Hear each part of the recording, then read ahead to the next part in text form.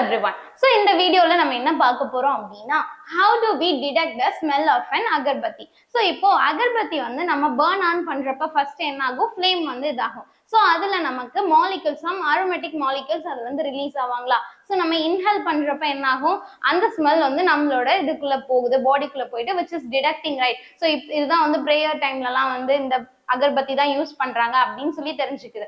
So அது எப்படின்னு சொல்லி பார்க்கலாம். அது எப்படின்னா ஃபர்ஸ்ட் நம்ம இன்ஹேல் பண்றப்ப நம்மளோட நாசல் கேவிட்டியில ஆல்ஃபாக்டரி ரிசெப்டர்ஸ் பிரசன்ட் ஆயிருப்பாங்க. இந்த ஆல்ஃபாக்டரி ரிசெப்டர்ஸ் கூட என்ன ஆகும், இந்த மாலிகூல்ஸ் போய் பைண்ட் ஆவாங்க.